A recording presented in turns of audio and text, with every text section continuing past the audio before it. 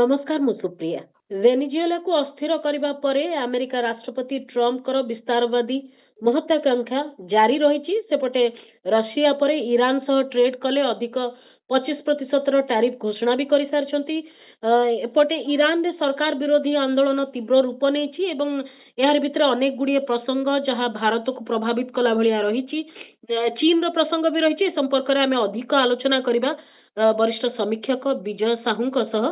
विजय बाबू, जदि आमे विश्वर परिस्थिति को 2026 यही 10-12 दिन भीतर चित्र भीतर जदि देखिबा ताले कौन देखुचंती स्थिति? वर्तमान जहाँ आमे लक्ष्य करूचे आज्ञा पूरा विश्वव्यापी गोटे अस्थिरता सृष्टि होइछि। आज्ञा को दिगरे गति करिवो हां कहिबा मुश्किल। आज्ञा आमे भाबिथले जे गाजारे शांति चुक्ति हबा परे सेटा जदि कार्यकारी हेइथांता ताहले मध्य प्राच्य रे शांति प्रतिष्ठा हेइथांता। पैलेस्टाइन लोक तांकर अधिकार पाइथांते। से जो आशा करिथले से पूरा संपूर्ण विफल होइছে एवं से समय ईरान उपरे आक्रमण होता भेनेजुएला उपरे आक्रमण है जो भली भावे राष्ट्रपति की टेकी नेले विश्व अतीत केवे।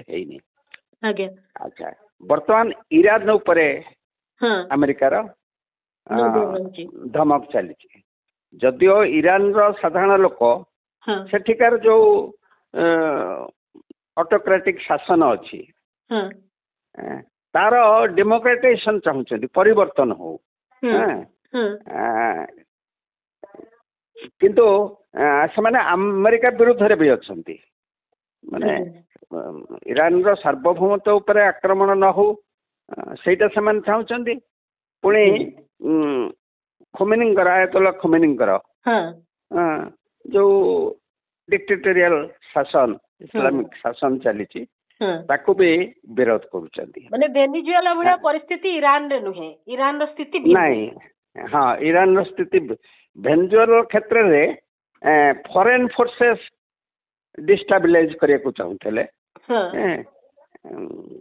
किंतु एठी इंटरनल फोर्सेस अछंती आ किछिटा फॉरेन फोर्सेस भी अछंती जे अतीत रे जो साहा डिपोजिट हेकि जाइथले तांको को जो शरणार्थी रही ब्रिटेन रे से सूत्र भी होची। किंतु टिके पार्थक्य रही वेनेजुएला और ईरान भितर पार्थक्य रही। किंतु अमेरिकार दृष्टिभंगी एका प्रकार जे मो कथा जे मानिबो मु ता पछे रहिबी।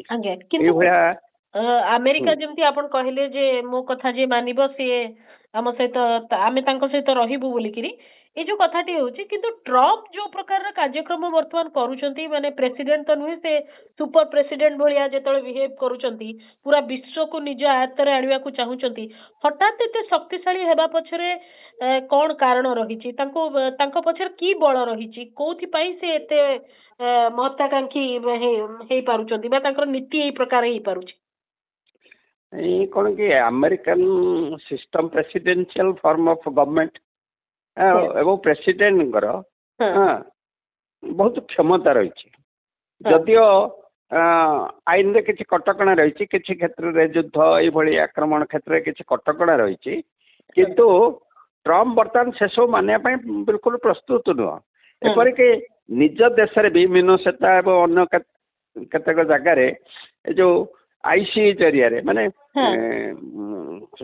विदेशी माने इलीगल शरणार्थी कि खोजिया बहान रे माने जो माने अमेरिकन सिटीजन ताकू घरे पशिकरी जो भलिया करूचंती।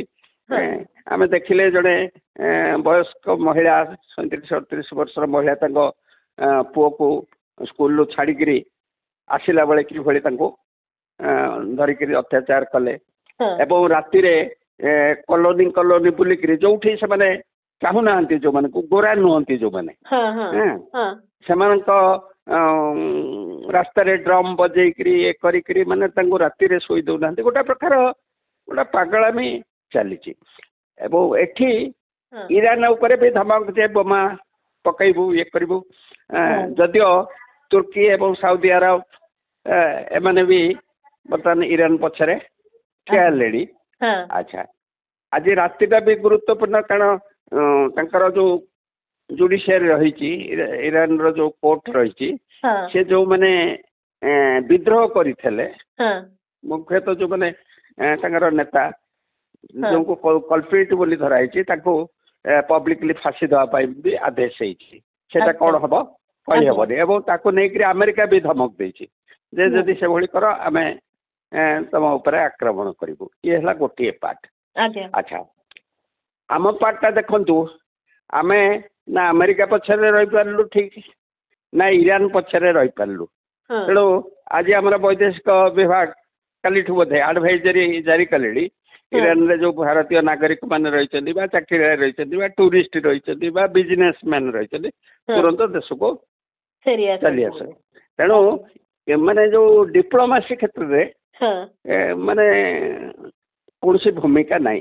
ଅନ୍ୟ ପକ୍ଷରେ ଆପଣ ଲକ୍ଷ୍ୟ କରିବେ ବୈଦେଶିକ ବିଭାଗ ସେକ୍ରେଟାରୀ ଗତକାଲି ପ୍ରେସ୍ କନଫରେନ୍ସ କରିକି କହୁଥିଲେ ଦେଇ ଆମର ମନ୍ତ୍ରୀ ପ୍ରେସ୍ କନଫରେନ୍ସ କରିକି କହୁଥିଲେ ଆମର ତାରିଫ ନେଇକରି ନେଗୋସିଏସନ ଚାଲିଛି ଫେଲ୍ କରିନି ଆମେ ଗୋଟେ ଚୂଡାନ୍ତ ସ୍ତରରେ ପହଞ୍ଚିବୁ। କିନ୍ତୁ ଏପଟୁ ଭାରତରୁ କଲ୍ ଯାଇନି ବୋଲିକିରି ଯୋଉ କଥାଟି କୁହାଗଲା ଆମେରିକାରେ ଯେ ଭାରତରୁ କଲ୍ ଆସିନାହିଁ ସେଥିପାଇଁ ଆମେ ଟାରିଫକୁ ନେଇକରି ଯୋଉ ନିଷ୍ପତ୍ତି କଥା କୁହାଗଲା ସେଇଟା ବୈଦେଶିକ ମନ୍ତ୍ରୀ ସେଟାକୁ ଏଡେଇ ଯାଇକରି କହିଛନ୍ତି ଯେ ମୁଁ ଟେଲିଫୋନରେ ତାଙ୍କର କାଉଣ୍ଟର ପାର୍ଟ ଜିଡି ଭ୍ୟାନ୍ସ ସହିତ କଥାବାର୍ତ୍ତା ତାଙ୍କର ଯେ ବୈଦେଶିକ ମନ୍ତ୍ରୀ ବୈଦେଶିକ ମନ୍ତ୍ରୀଙ୍କ ସହିତ କଥାବାର୍ତ୍ତା ହେଇଛି ଏବଂ ସେ ତାଙ୍କର ରାଷ୍ଟ୍ରଦୂତ ବି ଯିଏ ଭାରତରେ ନିଯୁକ୍ତ ହେଇଥିଲେ 12 ତାରିଖ ଆସିଲେ ସିଏ ବି ଗୋଟେ ସାମ୍ବାଦିକ ସମ୍ମିଳନୀ କରିକିରି କହିଲେ ଯେ ବର୍ତ୍ତମାନ ସନ୍ଦେହ ପ୍ରକାଶ କରିବା ଉଚିତ ନୁହଁ। ଆଜ୍ଞା ବିଜୟ ସାର୍ ଯୋଉ କଥାଟି ଆପଣ କହିଲେ ବର୍ତ୍ତମାନ ଯେ ଏଇ ପ୍ରକାର ଯେତେବେଳେ ଚାଲିଛି ଆଜ୍ଞା ଭାରତକୁ ତ ଧମକ ଦିଆଯାଉଛି ଟାରିଫକୁ ନେଇକରି ଧମକ ଦିଆଯାଉଛି ବାରମ୍ବାର ସେ ଆମେ ଦେଖି ଆସୁଛୁ।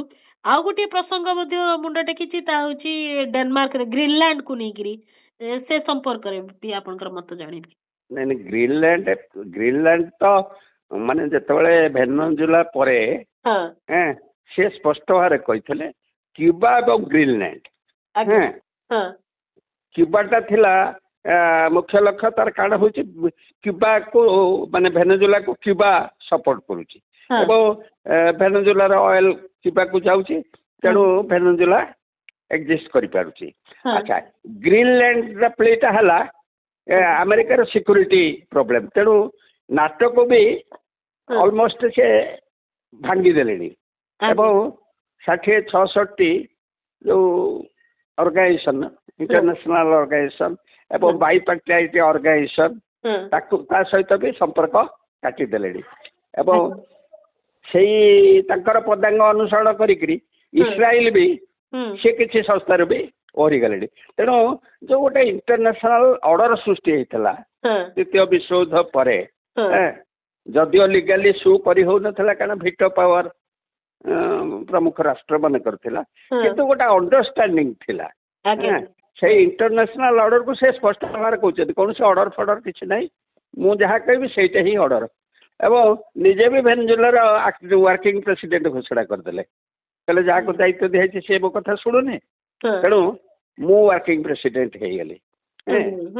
ଏଇଭଳି ଗୋଟେ ପାଗଳାମି ଚାଲିଛି ଏବଂ ଯେତେବେଳେ ଗୋଟେ କୁହାଯାଏ ଯେ ଏଭଳି ଗୋଟେ ଦୁଷ୍ଟ ଶକ୍ତି ତୃତୀୟ ବିଶ୍ୱଯୁଦ୍ଧକୁ ଆଡକୁ ମୁହଉଛି କି? ନାଇଁ ତୃତୀୟ ବିଶ୍ୱଯୁଦ୍ଧ ହବନି କାରଣ ଟ୍ରମ୍ପ ଯେତେ ପାଗଳାମି କଲେ ସିଏ ବି ଜାଣିଛନ୍ତି ଯେ ଅସୁବିଧା ସେଇଟା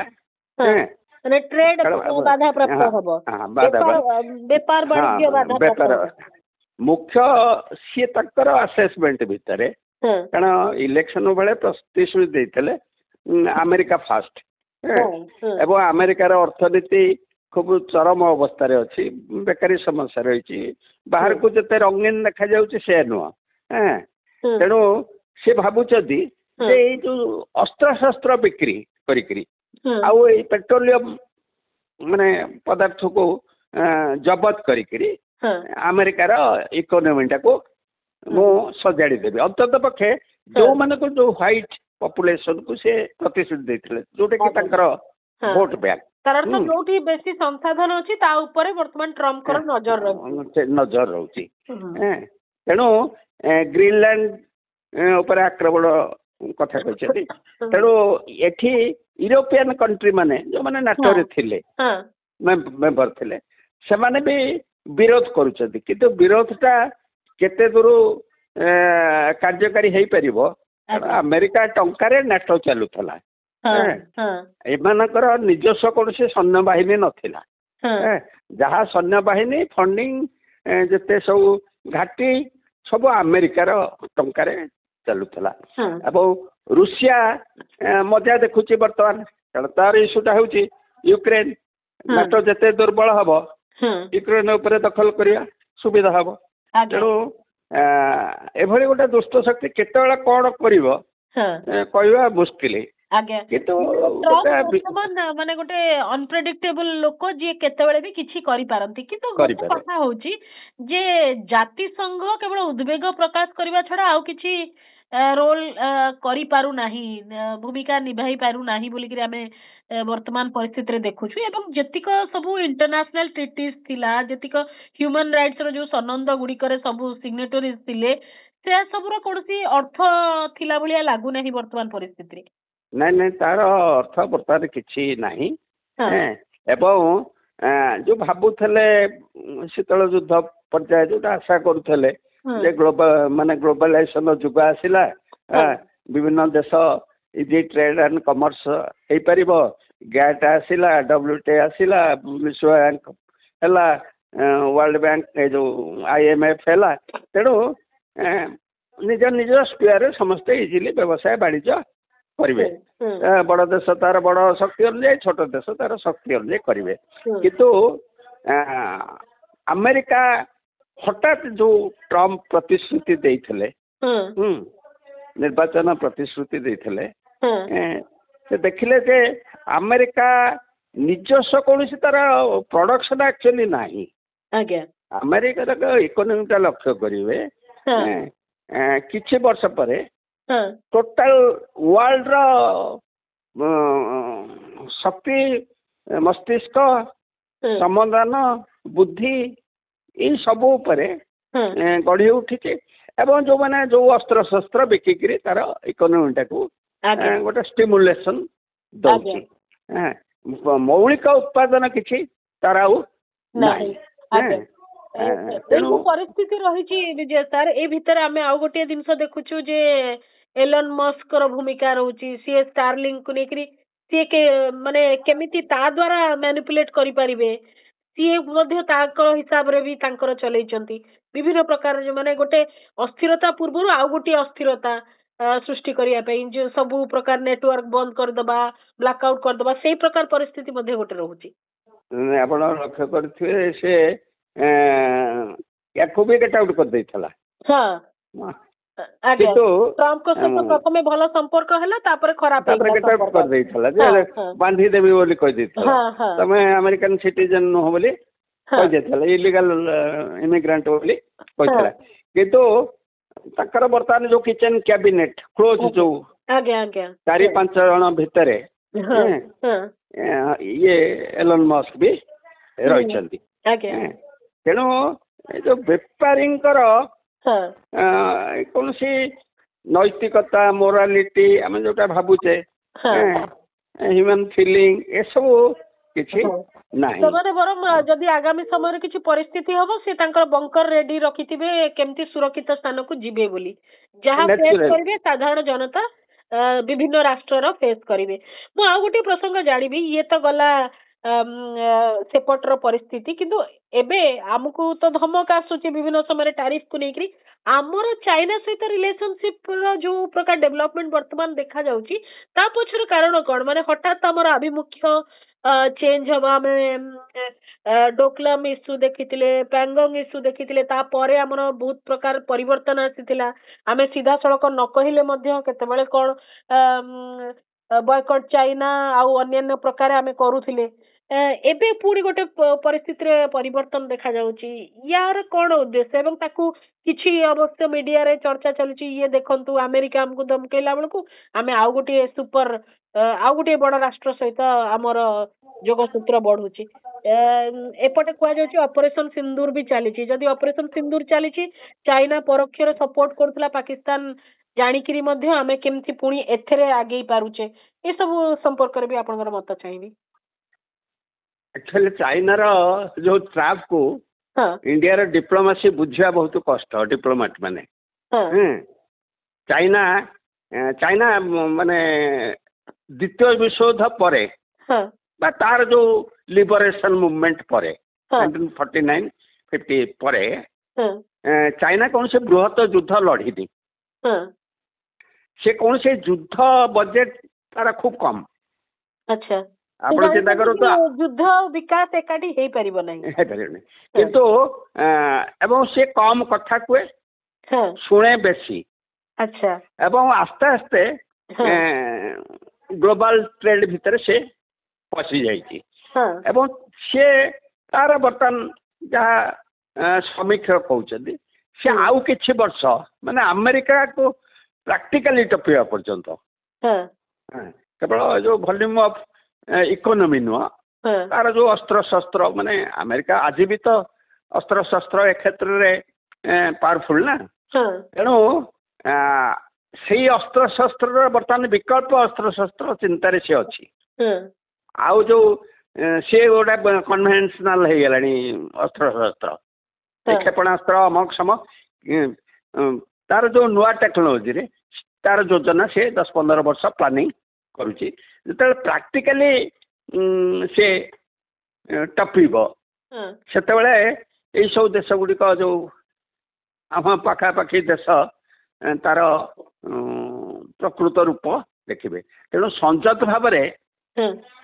ଇଣ୍ଡିଆ ଟ୍ରେଡ୍ ଡିଲ୍ କରିବାକୁ ବାଧ୍ୟ ବ୍ୟବସାୟ ବାଣିଜ୍ୟ କରିବା ପାଇଁ ବାଧ୍ୟ କାରଣ ଆମର କିଛି ବିକଳ୍ପ ନାହିଁ ଯାହା ବି ତ ଉତ୍ପାଦନ ହଉଛି ବିକ୍ରି ହବା ଦରକାର ନା ଯେତିକି ବି ଏମ୍ପ୍ଲୟମେଣ୍ଟ ଜେନେରେଟ ହବ ଏମିତି ତ ବେକାରୀ ସମସ୍ୟା ବଢିଲାଣି କିନ୍ତୁ ଯୋଉ ଉଲ୍ଲସିତ ହଉଛନ୍ତି ଏବଂ ସାଇମଲ୍ଟେନିୟସଲି ଦେଖନ୍ତୁ ତାଙ୍କର ପ୍ରତିନିଧି ଆସୁଛନ୍ତି ବିଜେପି ନେତା ମାନଙ୍କୁ ଦେଖା କରୁଛନ୍ତି RSS ଅଫିସକୁ ଦେଖା କରୁଛନ୍ତି ପୁଣି ସାଇମଲ୍ଟେନିୟସଲି ଲଦାଖ କାଶ୍ମୀର ଉପରେ ଯୋଉ ପୋର୍ସନରେ ତାଙ୍କର କ୍ଲେମ ଲଦାଖରେ ଅଛି ଅରୁଣାଚଳ ପ୍ରଦେଶ ପଟରେ ଅଛି ସେଇ କ୍ଲେମ କୁ ସେ କହୁଛନ୍ତି ଆମର ଏଇଟା କିଛି ଡିସ୍ପୁଟେଡ୍ ଏରିଆ ନୁହଁ ଆମର ଏରିଆ ତେଣୁ ଏଇଟା ଭାରତର ଜନସାଧାରଣଙ୍କୁ ବି ମାନେ ମାନସିକତାକୁ ଦୁର୍ବଳ କରୁଛି କାରଣ ପ୍ରତ୍ୟେକ ଦେଶ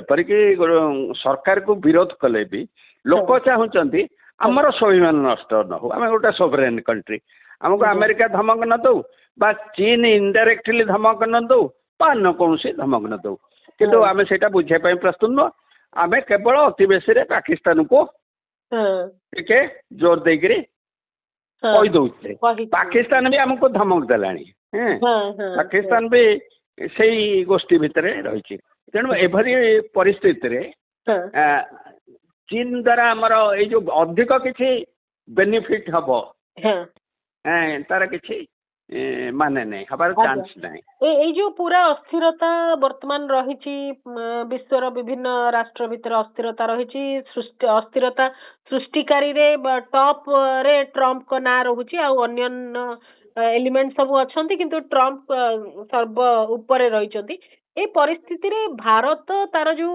ଗୋଷ୍ଠୀ ନିରପେକ୍ଷ ଧର୍ମ ଥିଲା ସେଥିରେ ସେ ରହିପାରୁଛି କି ସେ ଭେନେଜୁଏଲା ପ୍ରସଙ୍ଗ ହଉ ଇରାନ ପ୍ରସଙ୍ଗ ହଉ କି କାଲି ସକାଳକୁ ଯଦି ଆବଶ୍ୟକ ପଡେ ଆଉ କୌଣସି ରାଷ୍ଟ୍ରର ସମସ୍ୟା ବେଳକୁ ସେ ଯୋଉ ଭୂମିକା ଥିଲା ସେଇ ଭୂମିକାରେ ସେ ନୀତିରେ ରହିପାରୁଛି କି ଏବେ ବର୍ତ୍ତମାନର ଆବଶ୍ୟକତା କଣ?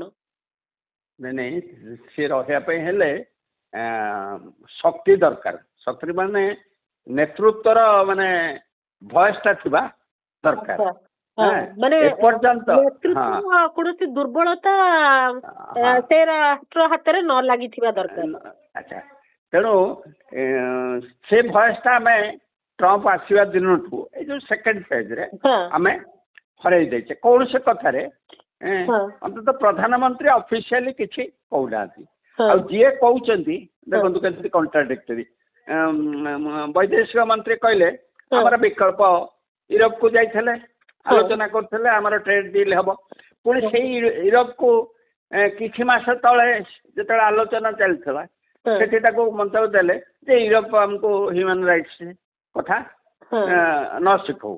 ମାନେ ଡିପ୍ଲୋମାସିଟା ସବୁବେଳେ କିଛି ଦବାକୁ ପଡେ କିଛି ନବାକୁ ପଡେ ପରିସ୍ଥିତି କିନ୍ତୁ ମାନେ ଏକପାଖିଆ କେବେ ନୁହଁ। କିନ୍ତୁ ଆମର ଯେମିତି ନିର୍ଦ୍ଦିଷ୍ଟ କିଛି କର୍ପୋରେଟ ହାଉସର ଇଣ୍ଟରେଷ୍ଟକୁ ଆଖି ଆଗରେ ରଖିକିରି ଆମର ଯଦି ଟ୍ରେଡ୍ ଡିଲ୍ ବା ଡିପ୍ଲୋମାସି ହୁଏ ତାହେଲେ ସେଟା ସାମଗ୍ରିକ ଭାବରେ ଭାରତର ଜନସାଧାରଣଙ୍କ ସ୍ୱାର୍ଥରେ ଯାଉନି। ବିଭିନ୍ନ ରାଷ୍ଟ୍ରରେ ରହିଥିବା ଯୋଉ ଇଣ୍ଡିଆନ୍ ଡାୟାସ୍ପୋରା ରହିଛନ୍ତି ସେମାନଙ୍କ ପାଇଁ ଆଗାମୀ ସମୟ ବଡ ଆହ୍ୱାନ ଭରା। କେତେବେଳେ ଆମେ କାନାଡା କଥା ଦେଖୁଥିଲେ, ୟୁଏସ୍ କଥା ତ ଦେଖି ସାରିଛନ୍ତି, ଅଷ୍ଟ୍ରେଲିଆରେ ସେ ଚିତ୍ର ପୁଣି ଦେଖିବାକୁ ମିଳୁଛି। ତ ଆଗାମୀ ସମୟ ଆହୁରି ବେଶୀ ଆହ୍ୱାନ ଭରା। ଇଏ ତ କେବଳ ଆଡଭାଇଜରୀରେ ଯୋଉ ସମୟରେ ଅସ୍ଥିରତା ହଉଛି ଆମ ଲୋକ କେମିତି ସୁରକ୍ଷିତ ଭାବରେ ଥାଆନ୍ତୁ, ଭଲରେ କେମିତି ଫେରି ଆସନ୍ତୁ ସେଇଟା ନୁହେଁ। ଯୋଉମାନେ ରହିକିରି ସେଠି କାମ କରୁଛନ୍ତି ସେମାନଙ୍କ ପାଇଁ ସମସ୍ୟା ବଢୁଛି ସମୟ କ୍ରମେ। ଆପଣ ଆଉ ଗୋଟେ କଥା ଲକ୍ଷ୍ୟ କରୁଥିବେ ଯୋଉ ଜର୍ମାନ ସହିତ ଯୋଉ ଫ୍ରି ଭିସା ଆଲୋଚନା ହେଇଛି, ଚୁକ୍ତି ନା କଣ ହେଇଛି ମୁଁ କହିପାରିବିନି। ଏବଂ ସେମାନଙ୍କର ମାନେ ଏଇ ଯୋଉ ଏଜୁକେସନ କ୍ଷେତ୍ରରେ ଏକ୍ସଚେଞ୍ଜ ହବ। ଆଚ୍ଛା ଏଇ ଯୋଉ ଫ୍ରି ଭିସା ୟୁରୋପର 46ଟା କଣ୍ଟ୍ରି ସହିତ କଣ ଫ୍ରି ଭିସା ଚୁକ୍ତି ନା ହବାକୁ ଯାଉଛି ବା ହେଇଗଲାଣି। ଏଇ ଯୋଉ ଲୋକ ବିଦେଶକୁ କାହିଁ ଯିବେ? କିଛି ତ ସେ ବ୍ୟବସାୟୀ ଯାଆନ୍ତୁ, ଛାତ୍ର ଯାଆନ୍ତୁ, ଚାକିରିଆ ଯାଆନ୍ତୁ ବା ସିଆଡୁ ଆସନ୍ତୁ, ଯେତେବେଳେ ବିଶ୍ୱର ଗୋଟେ ଅସ୍ଥିରତା ରୁହେ ଏବଂ ଯୋଉ ଦେଶକୁ ଯିବେ ସେଠି ଯଦି ସୁରକ୍ଷା ନଥାଏ, ଲକ୍ଷ୍ୟ କରନ୍ତୁ ବିଶ୍ୱରେ ଯେତେବେଳେ ଆସିବେ ଖ୍ରୀଷ୍ଟିଆନ ଆସିବେ, ମୁସଲିମ ଆସିବେ,